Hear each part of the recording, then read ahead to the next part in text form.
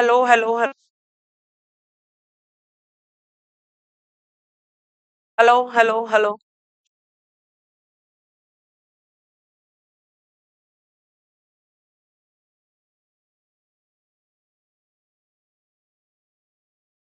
नमस्कार दोस्तों, मैं पारुल चौहान आप सभी का स्वागत करती हूँ आपके अपने परिवार रोजगार विद अंकित में। कैसे हैं आप सभी? आई होप आप सभी अच्छे होंगे, अच्छे से अपनी पढ़ाई कर रहे होंगे और आपका रिवीजन भी अच्छा चल रहा होगा। आप सभी बेटा एक बार लाइव आ जाएंगे, सेशन के साथ जुड़ जाएंगे ताकि हम क्लास को स्टार्ट कर सकें। और मुझे आपको बताना है नागरिकता का अंत कैसे होता है, नागरिकता की समाप्ति कैसे होती है, और फिर हम शुरू करेंगे फंडामेंटल राइट्स, मौलिक अधिकार। प्लीज आप सभी एक बार लाइव आ जाएंगे, सेशन के साथ जुड़ जाएंगे।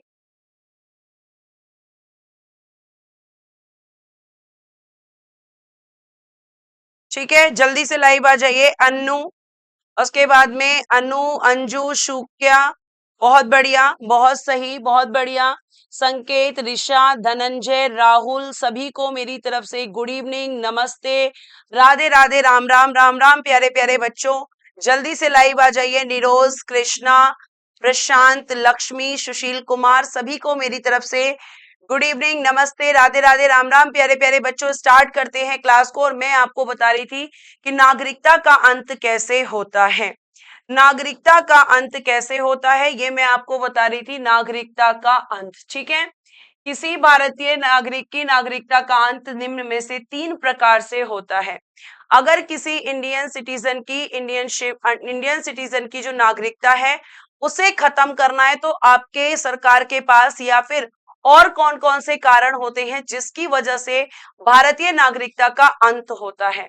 सबसे पहले तो प्यारे प्यारे से बच्चों आप एक बात समझ लीजिए कि आपका जो आर्टिकल नंबर 10 है, आर्टिकल 10, जब हम इसकी बात करते हैं तो आर्टिकल 10 में आपको ध्यान रखना है कि जो आर्टिकल 10 है इसमें कहा गया है कि संसद क्या करेगी, संसद नागरिकता के अंत से संबंधित, संसद नागरिकता के अंत से संबंधित, अंत से संबंधित विधि बना सकती है, संबंधित विधि बना सकती है, संबंधित विधि बना सकती है। ठीक है, नागरिकता से अंत से संबंधित विधि बना सकती है। और भारतीय नागरिकता, और भारतीय नागरिकता, और भारतीय नागरिकता,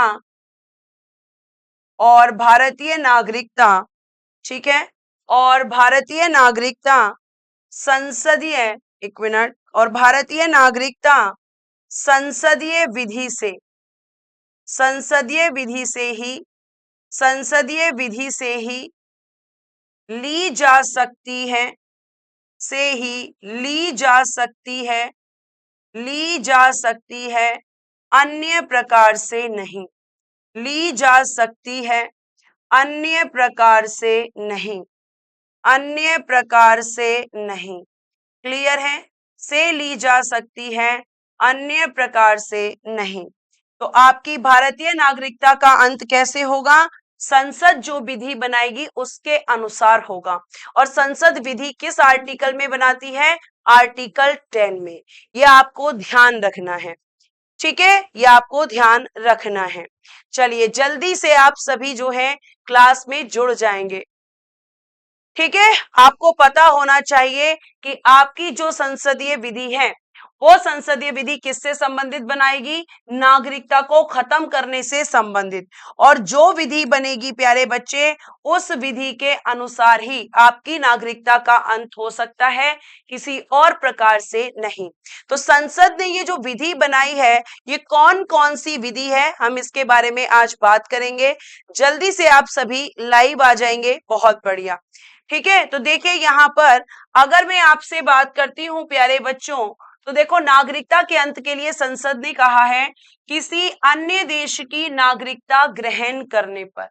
अगर आप किसी अन्य देश की, मान लीजिए कि आप कल यूएसए जाते हैं और यूएसए में जाकर वहां पर उस देश की नागरिकता ले लेते हैं तो आपकी नागरिकता खत्म हो जाएगी, आपकी नागरिकता समाप्त हो जाएगी। आपको ध्यान रखना है कि आप एक समय में एक ही देश की नागरिकता ले सकते हैं। ठीक है, एक समय में एक ही देश की नागरिकता आपको मिल सकती है। क्लियर है? हाँ जी, 3 तरीके से खत्म होती है, 3 तरीके से भारतीय नागरिकता समाप्त होती है। ठीक है, नोटिफिकेशन नहीं आता है तो नोटिफिकेशन के लिए मैं बात कर लूंगी, लेकिन बेटा आपको पता तो है ना कि क्लास का टाइमिंग शाम को 5 बजे है, तो आपको उस टाइम पे लाइव आ जाना चाहिए। उसके बाद देखिएगा प्यारे बच्चों, रिकॉर्डेड वीडियो नहीं है, लाइव क्लास है। ठीक है, ये नाम लेने के नए नए बहाने मत ढूंढा करो, पूरी लाइव क्लास चल रही है, ये रिकॉर्डेड क्लास नहीं है बेटा। आगे देखिएगा, यहाँ पर आगे लिखा है नागरिकता का परित्याग करने पर, ऑन रिनाउंसिंग द सिटीजनशिप, अगर आप अपनी नागरिकता को अपनी मर्जी से छोड़ देते हैं, आप कहते हैं कि मुझे भारतीय नागरिकता की जरूरत नहीं है, तो आपको फिर भारतीय नागरिकता नहीं मिलेगी, क्योंकि यहां पर आपने अपनी मर्जी से नागरिकता को छोड़ा है। ठीक है, आपने अपनी मर्जी से आपने क्या किया है, अपनी नागरिकता को छोड़ा है।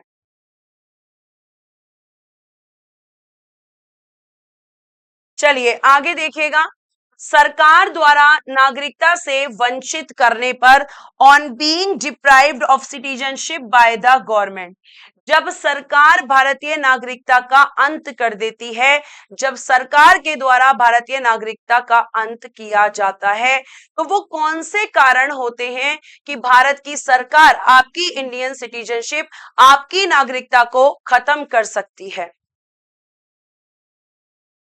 ठीक है, बताइएगा जल्दी से यहाँ पे इस क्वेश्चन का answer.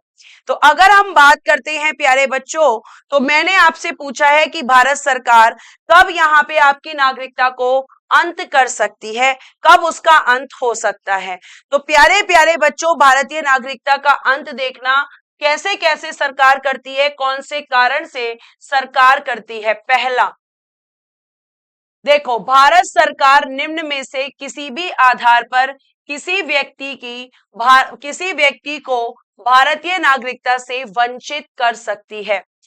The government of the India may deprive a person of Indian citizenship on any of the following grounds। किस आधार पे देखिएगा, संविधान के प्रति अनिष्ठा दिखाने पर, for showing disloyalty to the constitution, अगर आप अपने देश के संविधान की रिस्पेक्ट नहीं करेंगे, अगर आप अपने संविधान की रिस्पेक्ट नहीं करेंगे, तो आपकी सरकार आपकी नागरिकता को छीन सकती है। अगर आप संविधान को रिस्पेक्ट नहीं करेंगे, तो आपकी नागरिकता समाप्त की जा सकती है। ठीक है, आगे। हाँ जी, कोई देशद्रोही होगा, अगला क्वेश्चन है वो, सॉरी अगला पॉइंट है, युद्ध काल में शत्रु देश की सहायता करने पर, तो ऐसे व्यक्ति को क्या कहेंगे, देशद्रोही कहेंगे। मान लीजिए कल आपका पाकिस्तान के साथ युद्ध हो रहा है, तो आप भारत के नागरिक हैं, आपको किसको सपोर्ट करना चाहिए, आपको सपोर्ट करना चाहिए भारत को, लेकिन आप किसको सपोर्ट कर रहे हो, पाकिस्तान को, तो फिर आपकी भारतीय नागरिकता आपसे सरकार छीन सकती है। ये वो कारण है प्यारे बच्चे, जिनसे भारतीय नागरिकता छीनी जा सकती है सरकार के द्वारा। 3 तरीके होते हैं, पहला जब आप किसी दूसरे देश की नागरिकता ग्रहण कर लेते हैं, दूसरा जब आप अपनी मर्जी से अपनी नागरिकता का परित्याग कर देते हैं, और तीसरा जब सरकार आपकी नागरिकता को आपसे छीनती है। तो सरकार कब छीनती है, पहला संविधान के प्रति अनिष्ठा दिखाने पर, दूसरा युद्ध काल में शत्रु की सहायता करने पर, और तीसरा गलत तरीके से नागरिकता प्राप्त करने पर। आपने क्या किया, इंडियन सिटीजनशिप को एक्वायर करने के लिए आपने गलत इंफॉर्मेशन दी, या आपने कोई गलत डॉक्यूमेंट्स दिए हैं, और जिस बात का पता अगर सरकार को चलता है, तो वो आपकी नागरिकता आपसे छीन सकती है। For acquiring citizenship by wrong means, मतलब आपने गलत तरीके से इंडियन सिटीजनशिप को एक्वायर किया हो, तो आपकी नागरिकता समाप्त हो सकती है, आपकी नागरिकता को सरकार खत्म कर सकती है। ठीक है, यह आपको ध्यान रखना है। बहुत बढ़िया, शाबाश। आगे देखिएगा, आगे देखते हैं। आगे प्यारे बच्चों अगर हम बात करेंगे, तो आगे देखिएगा यहाँ पर पंजीकरण या देशीकरण द्वारा नागरिकता प्राप्त करने के 5 वर्ष के भीतर किसी अन्य देश द्वारा 2 वर्ष की सजा पाने पर। ये थोड़ा सा आपको मैं समझाऊंगी और इसके लिए मैं एक प्लेन स्लाइड लूंगी, जरा फोकस करना क्लास की तरफ। बेटा देखो, एक व्यक्ति है ए, ठीक है, ए एक व्यक्ति है और ए आपका जो व्यक्ति है बेटा, इसने ली है भारतीय नागरिकता, इसने इंडियन सिटीजनशिप को एक्वायर किया है, इसने भारतीय नागरिकता ली है। इसने क्या लिया? इसने भारतीय नागरिकता ग्रहण की, किसने? ए ने। और ये जो एक्वायर की है इसने, एक्वायर किससे की है? एक्वायर किया है इसने इंडियन सिटीजनशिप को। लेकिन एक्वायर करने का तरीका क्या था?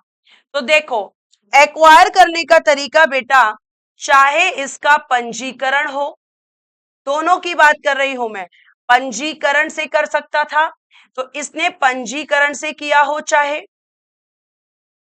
बाय रजिस्ट्रेशन, या फिर इसने किया हो देशीयकरण से, यानी कि बाय नेचुरलाइजेशन। ध्यान से सुनना, इनमें से किसी भी तरीके से अगर इसने भारतीय नागरिकता को एक्वायर किया, ठीक है, ये कर सकता है, इसको अधिकार है। लेकिन अब क्या हुआ कि ये जो ए नाम का व्यक्ति है, ये अगर आपको ध्यान रखना है, इसने क्या किया? 5 वर्ष के अंदर, 5 वर्ष के अंदर, विद इन 5 ईयर्स, 5 वर्ष के अंदर, with in 5 years, with in 5 years, 5 वर्ष के अंदर, ठीक है, किस दिन से? 5 वर्ष के अंदर, नागरिकता ग्रहण करने के दिन से, नागरिकता ग्रहण करने के दिन से, नागरिकता ग्रहण करने के दिन से, ठीक है। इसने क्या किया? 5 वर्ष के अंदर, किस दिन से गिनेंगे? नागरिकता ग्रहण करने के दिन से 5 वर्ष के अंदर। प्यारे बच्चे, ये जो ए है, ठीक है, इस ए को यूएसए के कोर्ट ने, यूएसए के कोर्ट ने एक अपराध में, एक अपराध में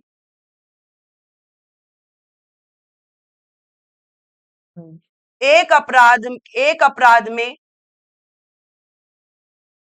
3 वर्ष की सजा दी, 3 वर्ष की सजा दी।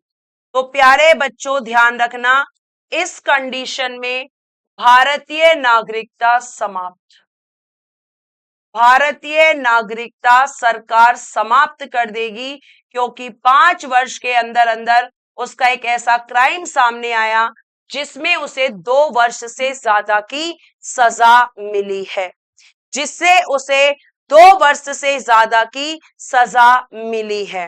तो ये जो सजा उसको मिली है, ये किसने दी है? यूएसए कोर्ट ने।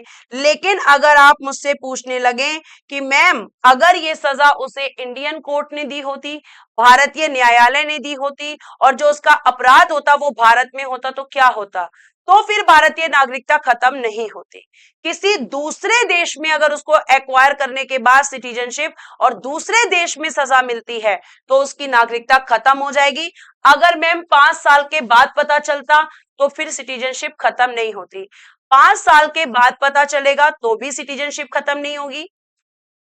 2 साल से कम की सजा मिलेगी तो भी सिटीजनशिप खत्म नहीं होगी। और अगर भारत में क्राइम करेगा और भारत में सजा मिलेगी तो भी सिटीजनशिप खत्म नहीं होगी।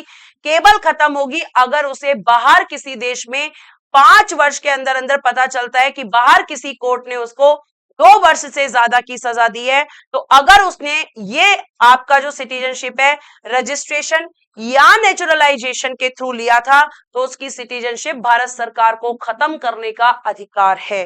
तो ये आपको ध्यान रखना है, ठीक है, ये आपको ध्यान रखना है।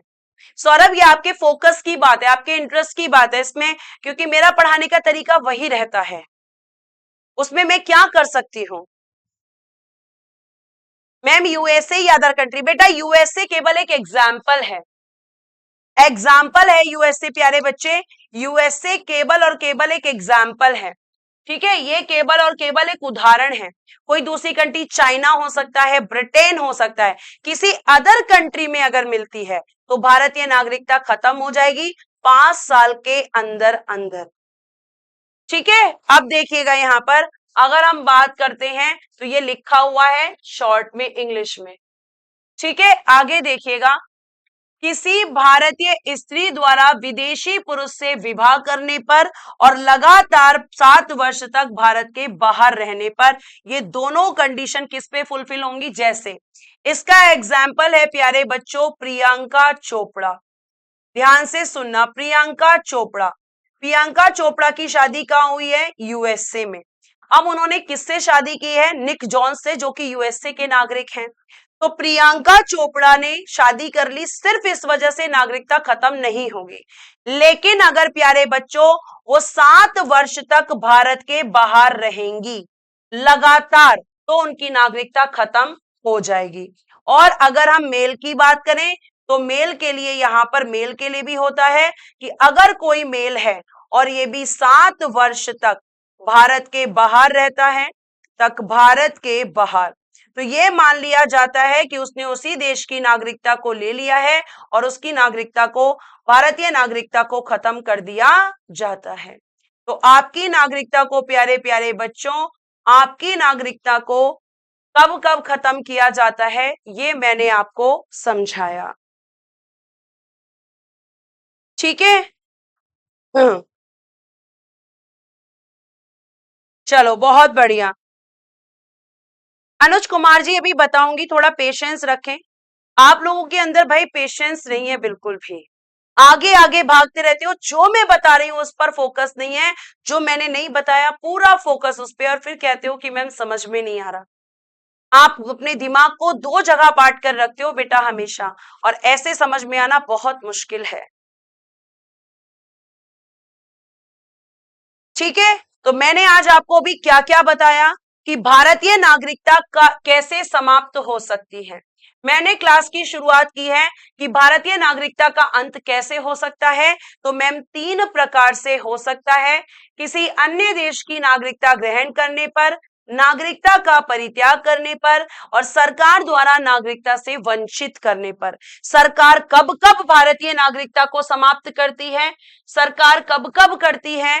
तो देखिए सरकार कब कब करती है, आपकी संविधान के प्रति अनिष्ठा यानी कि संविधान की डिसरिस्पेक्ट करने पर, युद्ध के समय शत्रु देश की सहायता करने पर, गलत तरीके से नागरिकता प्राप्त करने पर, पंजीकरण या देशीकरण द्वारा नागरिकता प्राप्त करने के 5 वर्ष के भीतर अन्य देश द्वारा 2 वर्ष की सजा पाने पर, किसी भारतीय स्त्री द्वारा विदेशी पुरुष से विवाह करने और लगातार 7 वर्ष अगर भारत के बाहर रहेगी तो नागरिकता खत्म हो जाएगी। और किसी पुरुष की भी नागरिकता खत्म हो सकती है अगर वो लगातार 7 वर्ष भारत के बाहर रहता है। अब आपका आता है आर्टिकल नंबर 5। यहां तक की बातें समझ आई हो तो प्लीज थम्स अप कर दीजिएगा। साधारण शब्दों में मैंने आपको बताया है कि नागरिकता का अंत कैसे होता है, कब कब आपकी नागरिकता खत्म हो सकती है, ये मैंने आपको सिंपल सी चीजें बताई हैं। प्रियंका चोपड़ा किस स्टेट से हैं? स्टेट से यूपी से हैं, बरेली की रहने वाली हैं। अब आप मुझे ये बताएंगे, एक मिनट, एक मिनट रुकिएगा, एक मिनट।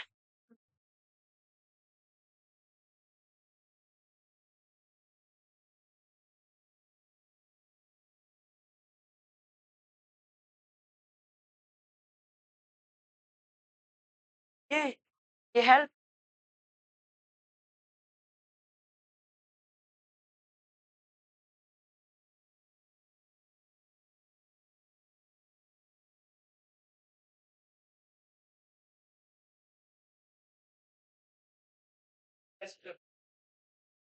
क्या करूं? यहाँ जाना पड़ेगा।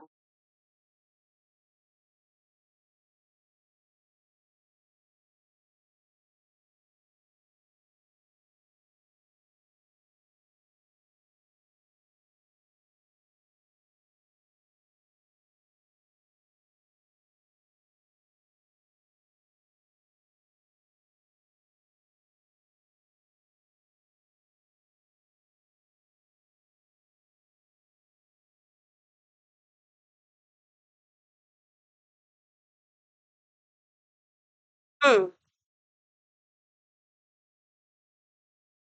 चलिए ध्यान से सुनिए। नागरिकता खत्म होने के बाद दोबारा मिल सकती है, डिपेंड करता है कि अगर आपने भाई पाकिस्तान का साथ दिया था युद्ध में तो नहीं मिलेगी। हाँ, आपने दूसरे देश की नागरिकता ले रखी है तो आपको नागरिकता मिल जाएगी। बेटा अभी आ रही होगी आवाज, मैंने आवाज बंद कर रखी थी, उसको ठीक कर रही थी मैं। ठीक है, अभी आ रही होगी। अब देखो आर्टिकल नंबर 5, संविधान के प्रारंभ पर नागरिकता। अब ध्यान से सुनना, आपका जो संविधान है, संविधान लागू कब हुआ था?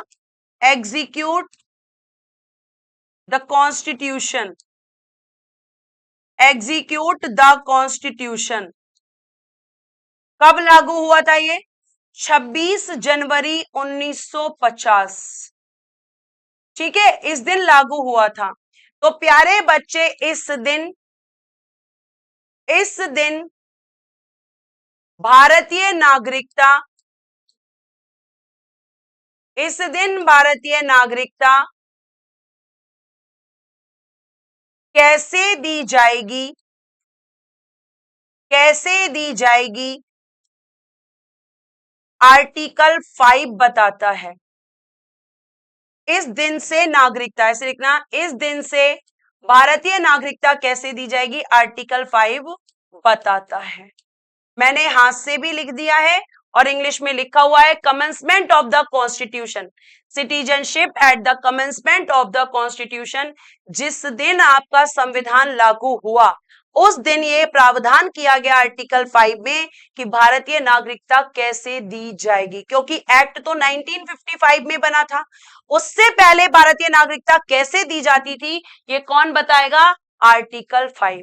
आर्टिकल 5 ये बताता था 1955 के इंडियन सिटीजनशिप एक्ट से पहले कि भारतीय नागरिकता कैसे दी जाएगी, इसके बारे में कौन बताता था? Article number 5। समझ में आया है? तो साथ साथ थम्स अप करते जाएं। ठीक है, आगे देखिएगा आर्टिकल नंबर 6। अब देखो, ये प्यारे बच्चों आपका भारत और ये पाकिस्तान, पाकिस्तान और ये है आपका प्यारा भारत या हमारा प्यारा भारत। आपने देखा पाकिस्तान से भारत आने वाले व्यक्तियों की नागरिकता के अधिकार। जब आपने देखा कि इन दोनों में क्या हुआ? विभाजन, भारत से अलग होकर बना पाकिस्तान। तो प्यारे बच्चे, कुछ लोग जो पाकिस्तान से भारत आए, यहां पर लोग रहते थे पाकिस्तान वाले हिस्से में, तो लोगों को बोला गया कि आप जहां जाना चाहते हैं। तो जो लोग पाकिस्तान से भारत आए, जो लोग पाकिस्तान से भारत आए, उन लोगों की नागरिकता के बारे में कौन बताता है? Article number 6। भारत और पाकिस्तान के विभाजन के समय जो लोग पाकिस्तान छोड़कर भारत आए थे उनको नागरिकता कैसे दी जाएगी, ये कौन बताएगा? ये बताएगा आपका आर्टिकल नंबर 6। ये बताएगा आपका आर्टिकल नंबर 6।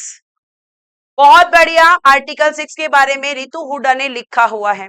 तो क्या लिखा है? Right of citizenship of person coming to India from Pakistan. ठीक है, पाकिस्तान से जो लोग भारत आए उनके अधिकार कहां पर, उनके नागरिकता के क्या अधिकार होंगे, कौन सा आर्टिकल बताएगा? Article number 6। नेक्स्ट देखिएगा आर्टिकल नंबर 7। अब देखो, यहां पे एक तरफ फिर से बनाओ इंडिया, दूसरी तरफ बनाओ पाकिस्तान, पाकिस्तान और ये आपका हमारा प्यारा भारत। अब यहां पे क्या हुआ? पाकिस्तान को प्रवचन करने वाले व्यक्तियों की नागरिकता के अधिकार के बारे में। अब बेटा यहां पर भी नागरिक थे इंडिया के अंदर, ठीक है, तो मैंने बोला कि आपके यहाँ पे फ्रीडम दे दी गई थी इन लोगों को कि ये चाहे भारत में जा सकते हैं चाहे पाकिस्तान। तो यहां से कुछ लोग कहां पर गए? पाकिस्तान में गए। अब इन लोगों को अपनी गलतियों का एहसास हुआ, ये लोग यहाँ पे चले गए इधर, ये 3 लोग चले गए, 1 2 3। इन्हें दूसरे पेन से दिखा देते हैं। ये 3 लोग कहां चले गए? पाकिस्तान। अब इन्हें अपनी गलतियों का एहसास हुआ, इन्हें लगा छी हम कितने गंदे देश में आ गए। अब इन्होंने क्या सोचा, अब हमें कहां जाना चाहिए? ऐसे लोग जो भारत से पाकिस्तान चले गए थे और फिर प्यारे बच्चों अब ये लोग वापस इंडिया आना चाहते हैं, वापस इंडिया आना चाहते हैं, तो उनकी नागरिकता के अधिकार किसमें है? आर्टिकल नंबर 7 में है। उन्हें याद आया कि हमसे कितनी बड़ी गलती हो गई, उन्हें याद आया कि हम अपने प्यारे भारत देश को छोड़कर पाकिस्तान में क्यों आ गए। ठीक है, तो आपका आर्टिकल नंबर 5 कि भारत के जब संविधान लागू हुआ उस समय नागरिकता कैसे दी जाएगी, आर्टिकल 5 बताता है। आर्टिकल 6 जो लोग पाकिस्तान से यहां पे जो लोग मैंने आपको बताया कि जो लोग पाकिस्तान से भारत आए उन्हें नागरिकता कैसे दी जाएगी, और कुछ लोग जो भारत से पहले पाकिस्तान चले गए और वापस इंडिया आ रहे हैं तो उन्हें नागरिकता कैसे दी जाएगी, ये कौन बताता है? Article number 7। ठीक है, ये आपको ध्यान रखना है। कुछ नहीं हो सकता कुछ बच्चों का, बिल्कुल उन्हें बस कमी निकालनी है, क्लास में फोकस रखना ही नहीं है। आगे देखिएगा आर्टिकल नंबर 8। अब मैंने आपको बताया था कि कुछ ऐसे लोग, जैसे आपका एक व्यक्ति है ए, एक व्यक्ति है बी, एक व्यक्ति है सी, एक व्यक्ति है डी और एक व्यक्ति है ए। प्यारे बच्चों ये कहां रहते हैं? भारत के बाहर। ये इनका रहने की जगह कहां है? भारत के बाहर, यानी कि आउटसाइड ऑफ इंडिया। ये कहां रहते हैं? Outside of India. लेकिन प्यारे बच्चों ध्यान रखो कि ये सारे के सारे कौन हैं? ये सारे के सारे इंडियन ओरिजिनेट हैं। ये सारे के सारे इंडियन ओरिजिनेट हैं। ये सारे के सारे भारतीय मूल के हैं, भारतीय मूल। अब इन्हें किसी काम की वजह से बाहर रहना पड़ा। जैसे हम एग्जाम्पल ले लेते हैं कि ये कहां कहां रहते हैं। ए और बी रहते हैं यूएसए में, ठीक है, सी रहता है लंदन में और डी और ई रहते हैं कनाडा में। ये अलग अलग देशों में रहते हैं लेकिन सारे के सारे भारत के मतलब भारत से इनका कनेक्शन रहा है। ये भारतीय मूल के हैं, इनके दादा दादी, नाना नानी, मम्मी पापा कोई ना कोई भारत का नागरिक था। ठीक है, भारत का नागरिक था। तो प्यारे बच्चे अब ये पहले भारत के बाहर रहते थे लेकिन अब इन देशों से ये वापस कहां आना चाहते हैं? अब ये इन देशों से, जैसे डी और ई कहां से? कनाडा से इंडिया आना चाहते हैं, सी लंदन से इंडिया आना चाहता है और ए और बी यूएसए से इंडिया आना चाहते हैं। तो जब ये वापस अपने देश आते हैं तो इनको नागरिकता कैसे दी जाएगी? किस आर्टिकल में है? 8 में। देखो लिखा है, भारत के बाहर रहने वाले भारतीय उद्भव के कुछ व्यक्तियों की नागरिकता के अधिकार के संबंध में है। Article 8 deals with the right of citizenship of certain persons of India origin residing outside India. अगर कोई आउटसाइड इंडिया चला गया है लेकिन वो भारतीय मूल का है और वापस अपने देश आना चाहता है तो उसको नागरिकता किस आर्टिकल के तहत मिलेगी? Article number 8। और तरीका क्या होगा? Bye registration. बाय रजिस्ट्रेशन, पंजीकरण द्वारा। ये मैंने आपको पढ़ाया हुआ है।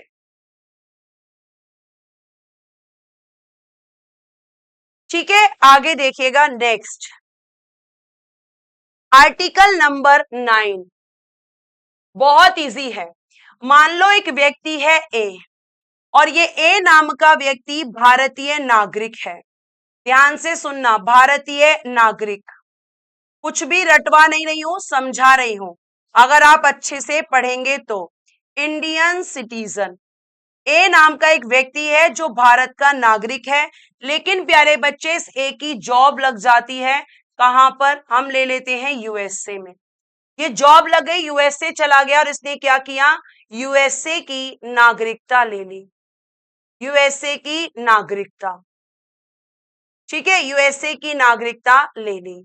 तो प्यारे बच्चे अब क्या होगा? जैसे ही ये नागरिकता लेगा भारतीय नागरिकता समाप्त, भारतीय नागरिकता इसकी समाप्त हो जाएगी।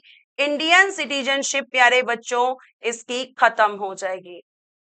ठीक है, end of Indian citizenship automatically. देखिए, कोई व्यक्ति स्वेच्छा से किसी विदेशी राज्य का नागरिक हो जाता है तो उसकी भारतीय नागरिकता खुद समाप्त हो जाती है। आर्टिकल कौन सा कहता है? 9। जैसे एक ही खत्म हो गई, इसने अपनी मर्जी से यूएसए की सिटीजनशिप ली तो इंडियन सिटीजनशिप ऑटोमेटिकली खत्म। ये है प्यारे बच्चे आर्टिकल नंबर 9। और आर्टिकल 10 मैंने आज ही आपको शुरू में पढ़ाया कि आर्टिकल 10 में संसद ऐसी विधि बनाती है, ऐसे लॉ बनाती है जिससे इंडियन सिटीजनशिप को खत्म किया जा सकता है। ध्यान रखना, इंडियन सिटीजनशिप संसद की विधि द्वारा ही समाप्त हो सकती है, अन्य तरीके से नहीं। तो संसद ने क्या क्या विधि बनाई है?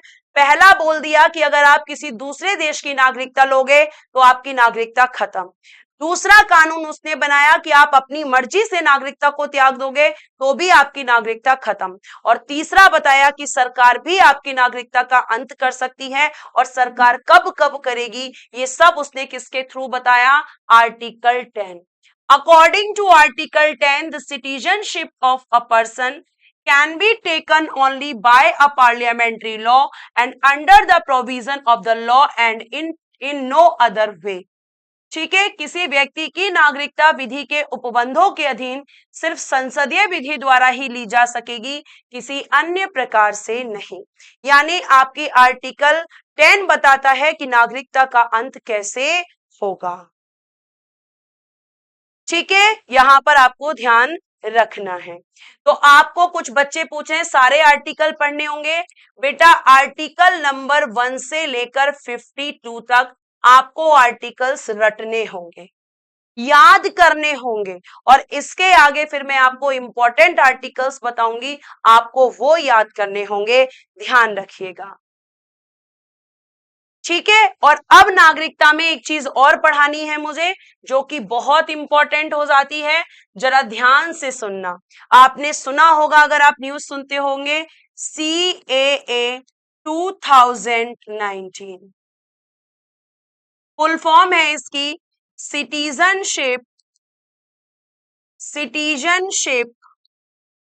Amendment act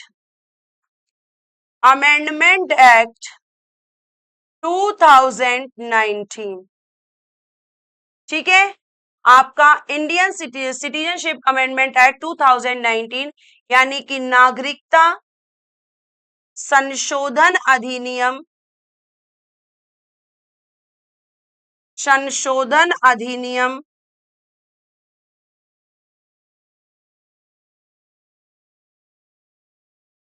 2019।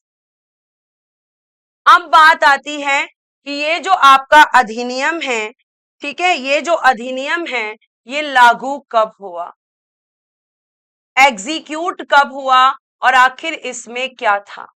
एग्जीक्यूट 10 जनवरी 2020। उसके बाद इसमें क्या है तो ध्यान से सुनना, 3 देशों के बारे में, पाकिस्तान, अफगानिस्तान और बांग्लादेश। पाकिस्तान, अफगानिस्तान और बांग्लादेश। ठीक है, पाकिस्तान, अफगानिस्तान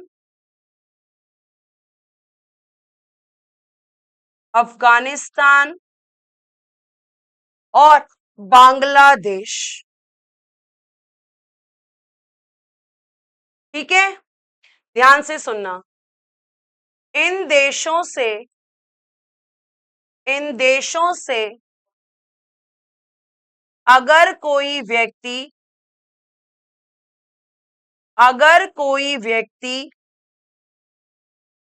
यानी कि पर्सन, अगर कोई व्यक्ति 31 दिसंबर 2014, डेट याद रखिएगा, 31 दिसंबर 2014, 31 दिसंबर 2014, ठीक है, तक भारत आ चुका है, ठीक है। और ध्यान से सुनना, और वह हिंदू, सिख है, क्रिश्चियन है, ईसाई, जैन है, जैनिज्म, पारसी है, बौद्ध है। अगर इनमें से, और वह हिंदू, मुस्लिम या सिख या सॉरी हिंदू, सिख, ईसाई, जैन, बौद्ध या पारसी है, तो वह अवैध प्रवासी, तो वह तो वह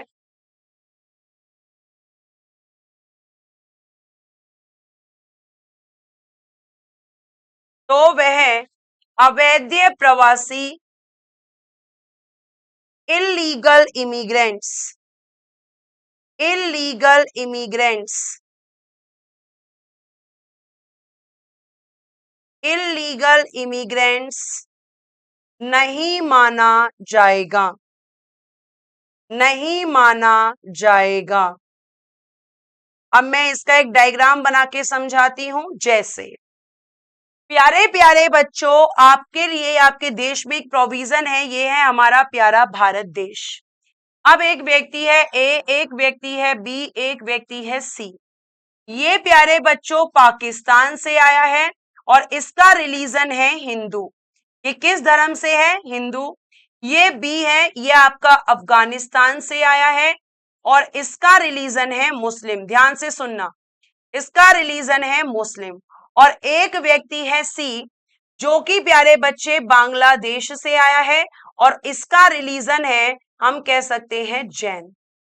तो आपका यहाँ पे एक डेट फिक्स की गई है 31 दिसंबर 2014, ठीक है। और ये 3 देशों के लोगों के लिए है, 31 दिसंबर 2014 ये डेट फिक्स है कि इस डेट तक अगर ए यहां आ चुका है, ठीक है, उसके बाद आपका जो है सी यहां आ चुका है और बी भी यहां आ चुका है, तो ध्यान रखना कि बी को क्या माना जाएगा? इलीगल इमिग्रेंट, कि ये एक अवैध प्रवासी है, क्योंकि यहाँ मुस्लिम धर्म से जो लोग हैं उनके लिए इसमें प्रावधान नहीं है। मुस्लिम धर्म के लोगों को इसमें नहीं रखा गया है, इसलिए बी एक इलीगल इमिग्रेंट होगा, बी को भारत से जाना होगा।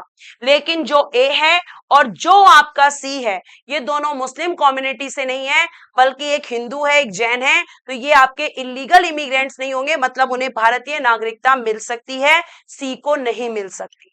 और इन दोनों को, ये जो प्यारे बच्चे आपके जो बी और सी हैं, सॉरी ए और सी हैं, इन दोनों को इंडियन सिटीजनशिप मिल सकती है। और इन्हें सिटीजनशिप कैसे मिलेगी?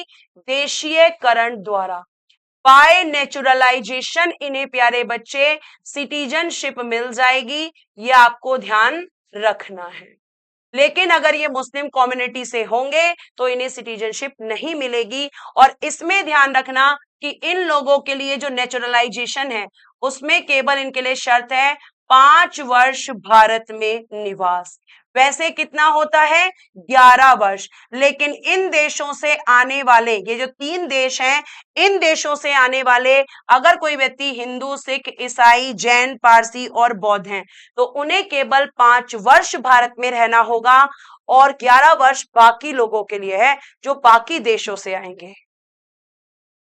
CAA क्या है? सिंपल सी बात है कि जो CAA है वो 6 लोगों के धर्म, जिसमें मुस्लिम धर्म को छोड़कर बाकी जो 6 धर्म लिखे हैं, उस धर्म से अगर कोई संबंधित है और वो पाकिस्तान, भारत और अफगानिस्तान से 31 दिसंबर 2014 तक भारत आ चुका है, तो उसे भारतीय नागरिकता मिल जाएगी। लेकिन अगर कोई व्यक्ति इनमें से मुस्लिम कम्युनिटी से है तो उसे भारतीय नागरिकता नहीं मिलेगी। अब यहाँ पे कुछ बच्चे मेरा बहिष्कार करने वाले हैं कि आप क्या कर रही हैं, ये तो गलत बात है। बेटा जरा गौर से सुनना, ये प्रावधान इसलिए किया गया कि जैसे हमारा प्यारा सा जो भारत देश है, यहाँ हिंदू, मुस्लिम, सिख, ईसाई, जैन, बौद्ध, पारसी, कोई भी रिलीजन के व्यक्ति हैं वो आराम से रह सकते हैं और हमारे देश में सभी धर्मों को समान अधिकार है। हमारे यहाँ पर सभी रिलीजन के लोगों को समान अधिकार दिए जाते हैं, इक्वल राइट्स दिए जाते हैं। लेकिन जो आपका पाकिस्तान का अगर मैं एग्जांपल लूं तो यहाँ पे बेटा हिंदुओं की बहुत बुरी हालत है। ऐसे कंट्री जो कि मुस्लिम बहुल कंट्री हैं, वहां हिंदुओं के साथ में शोषण होता है, एक्सप्लॉयटेशन होता है। और ये मैं नहीं कह रही, ये मीडिया कह रही है, न्यूज़पेपर्स कह रहे हैं, हमारे जो न्यूज़पेपर्स हैं वो हमें बताते हैं कि वहां हिंदुओं की कैसी हालत है। तो इसलिए ये प्रावधान किया गया है। यहाँ पे ऐसा नहीं कि मुस्लिम कम्युनिटी से कोई दिक्कत है, नहीं, कोई दिक्कत नहीं है। मुस्लिम वहां पर सेफ हैं, लेकिन हिंदू और बाकी धर्म के जो लोग हैं वो वहां पर सेफ नहीं है। इसलिए बेटा ये किया गया है और ये बात भारत सरकार ने बोली भी है। ठीक है। अब कुछ बच्चे कह रहे हैं सीमा हैदर जो आई है, बेटा सीमा हैदर ने शादी की है, वो CAA में नहीं आएगी, वो रजिस्ट्रेशन में आएगी। मैंने बताया है कि किसी भारतीय पुरुष से कोई अगर विदेशी स्त्री विवाह कर लेती है तो उसे उस पुरुष के आधार पर भारतीय नागरिकता मिल सकती है। लेकिन सीमा हैदर पाकिस्तान से आई हैं तो उनके लिए अलग चीजें भी हो सकती हैं। ठीक है, ये मैं नहीं बोल रही हूं बेटा, ये कौन बोल रहा है, न्यूज चैनल्स बोल रहे हैं।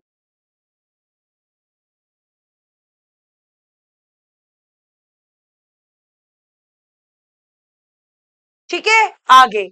अब ये तो हो गई आपकी नागरिकता। और प्यारे बच्चों, अब आपका अगला चैप्टर है, लेकिन अगले चैप्टर को पढ़ाने से पहले मैं थोड़ा सा आपको यहाँ पर कुछ इंट्रोडक्शन देना चाहूंगी। नया चैप्टर है, चिल्ला चिल्ला कर बोल रही हूं, बाद में मत बोलना कि आपने बोला नहीं था। अगला चैप्टर है मौलिक अधिकार, वो अधिकार जिनके बिना आप जी नहीं सकते, वो अधिकार जिनके बिना आपको जीना मुश्किल हो जाएगा, और इनको हम कहते हैं फंडामेंटल राइट्स। फंडामेंटल राइट्स, मौलिक अधिकार। ठीक है, और ये आपके बहुत इंपॉर्टेंट चैप्टर है, नागरिकता से ज्यादा इंपॉर्टेंट चैप्टर यही है। अगर मैं आपसे बात करूं प्यारे बच्चे, तो मौलिक अधिकार कॉन्स्टिट्यूशन के पार्ट या भाग 3 में है। कौन से पार्ट में है, भाग 3, और आर्टिकल नंबर 12 से लेकर 35 तक है।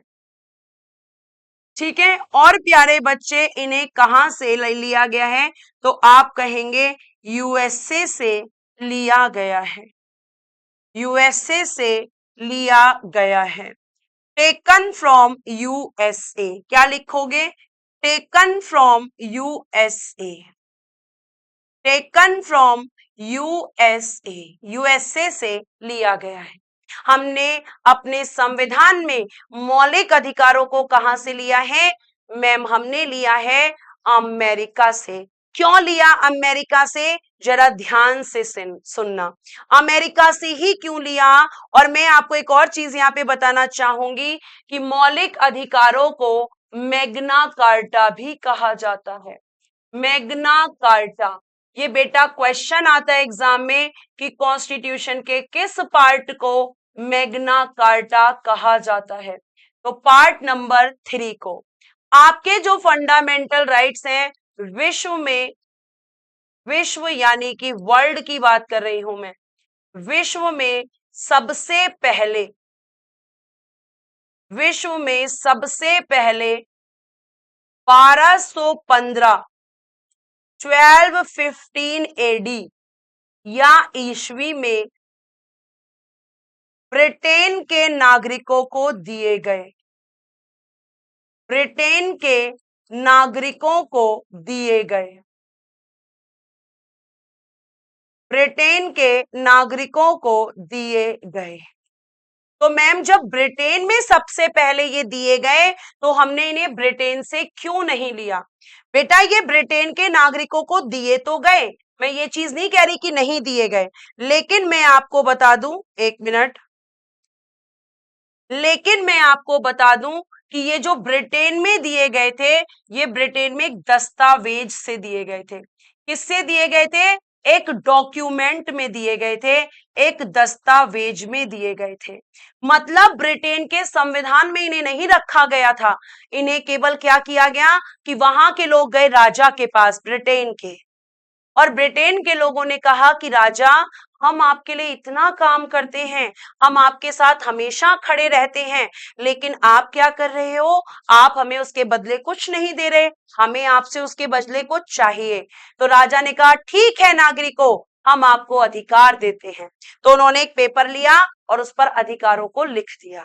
यानी कि वहां के कॉन्स्टिट्यूशन में इनको नहीं रखा गया, केवल एक डॉक्यूमेंट के द्वारा ब्रिटेन के राजा ने इनको दे दिया। तो कहा 1215 एडी में ब्रिटेन के नागरिकों को दिए गए, और देने वाला कौन था? ब्रिटेन का राजा, किंग ऑफ ब्रिटेन था बेटा, ब्रिटेन का राजा, किंग ऑफ ब्रिटेन ने दिए थे, ब्रिटेन के राजा ने दिए थे। क्लियर है? आगे आगे प्यारे बच्चों, अगर हम बात करते हैं तो हमने यूएसए से क्यों लिया, तो लिखिएगा, यूएसए विश्व का प्रथम देश है, यूएसए विश्व का प्रथम देश है जिसने जिसने फंडामेंटल राइट्स यानी कि मौलिक अधिकारों, जिसने फंडामेंटल राइट्स यानी कि मौलिक अधिकारों को संविधान के द्वारा,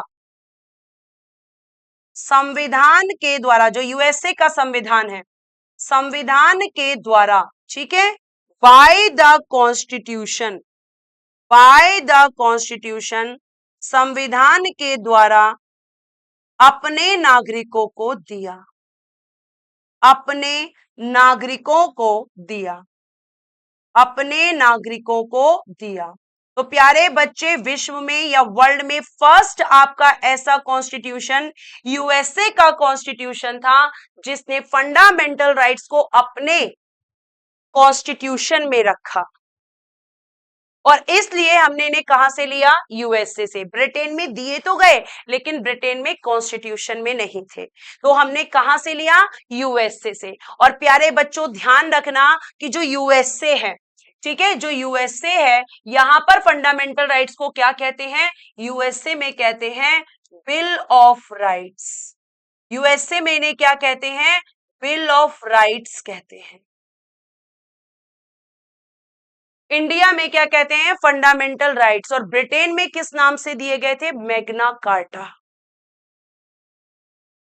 अच्छे से समझ आया कि हमने यूएसए से क्यों लिए, ब्रिटेन से क्यों नहीं लिए। और इंडिया में अगर हम आगे की तरफ बढ़ते हैं तो आपका जो सबसे पहला आर्टिकल है वो है प्यारे बच्चों आर्टिकल नंबर 12, वो है प्यारे प्यारे बच्चों आर्टिकल नंबर 12। और इसमें क्या किया गया है? आर्टिकल 12 में राज्य शब्द को परिभाषित किया गया है। मैं इसको अपने शब्दों में लिख देती हूं। आर्टिकल 12 में क्या है? राज्य की परिभाषा। राज्य की परिभाषा, केवल इतना याद रख लेना, क्या है इसमें? राज्य की परिभाषा, यानी कि definition of state, definition of state. अब यहाँ पे मुझे पता है कि आप स्टेट सुनते ही समझ रहे होगे यूपी, एमपी, बिहार, लेकिन यहाँ स्टेट वो नहीं है। यहाँ पे स्टेट का मतलब राज्य से नहीं, यहाँ पे स्टेट का मतलब कुछ और है। ध्यान से सुनना, मैं आपको लिखकर समझाती हूं और फिर बोर्ड पे हम आएंगे वापस। देखो, अगर मैं यहाँ पे राज्य की बात करूं, अगर मैं आर्टिकल 12 में स्टेट की बात करूं, तो ध्यान से सुनना, ऐसा कोई भी व्यक्ति, कोई भी व्यक्ति, ध्यान से सुनिएगा बेटा, कोई भी व्यक्ति यानी एनी पर्सन, कोई भी व्यक्ति या संस्था और और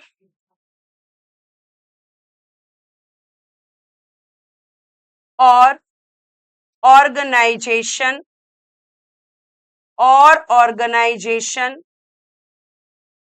या निकाय और बॉडी, ठीक है, कोई भी व्यक्ति, कोई भी संस्था या कोई भी निकाय, इनमें से अगर कोई भी है और इन लोगों को, ठीक है, इनमें से जिन लोगों को क्या होता है, कोई भी ऐसा व्यक्ति, कोई भी ऐसी संस्था, कोई भी ऐसी बॉडी, कोई भी ऐसा ऑर्गेनाइजेशन, कोई भी ऐसा पर्सन जो क्या कर सकता है, जो कानून बना सकता है, कानून बना सकता है, यानी कि मेकिंग लॉज, कानून बना सकता है, या और कानूनों को लागू कर सकता है, कानूनों को लागू कर सकता है, execute of the laws, execute of the laws, कानूनों को लागू कर सकता है,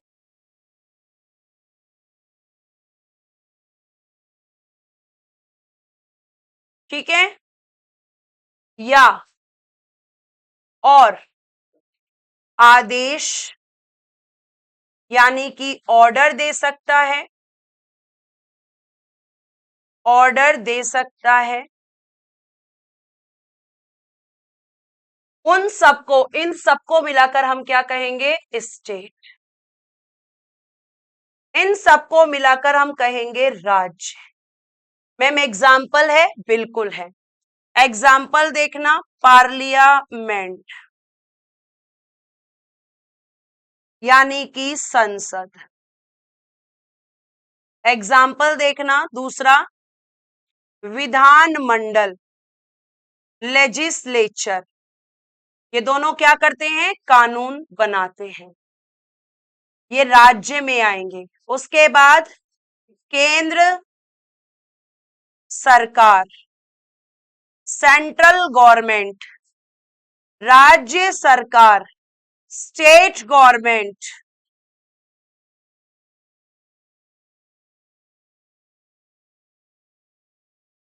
सेंट्रल गवर्नमेंट, सरकारें आदेश दे सकती हैं, राज्य सरकार, स्टेट गवर्नमेंट,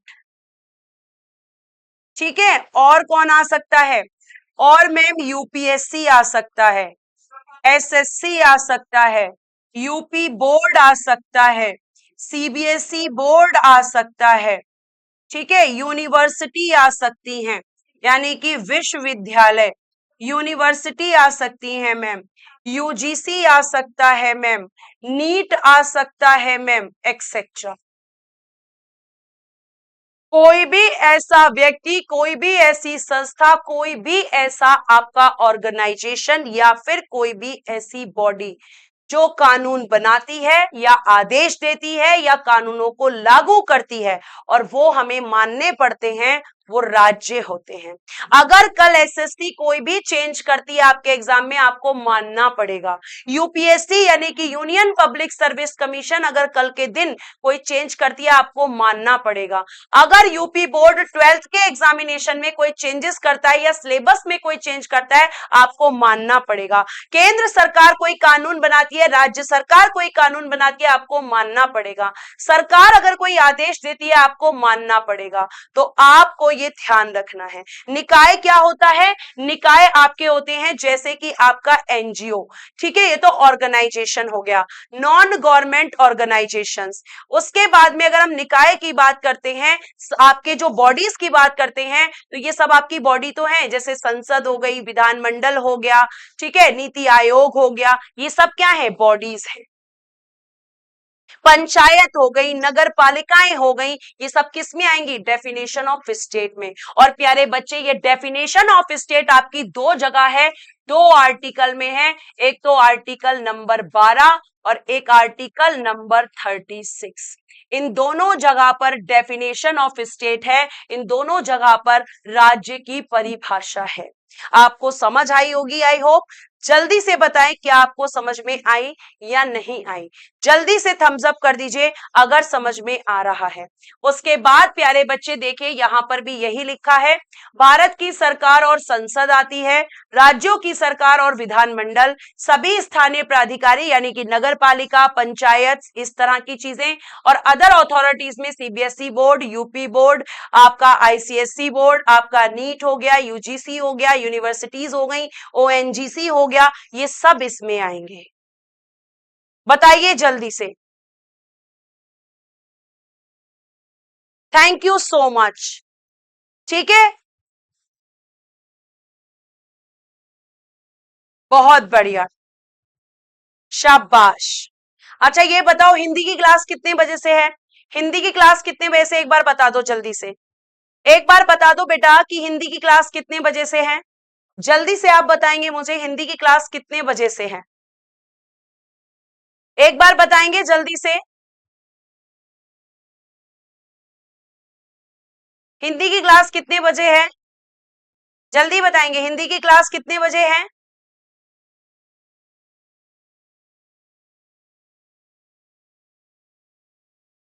बताओ जल्दी से। अभी मैंने जाने के लिए नहीं बोला है, 6 बजे है। ठीक है चलो फिर, आज के लिए धन्यवाद। Bye bye, take care and good day everyone. जय हिंद, जय भारत।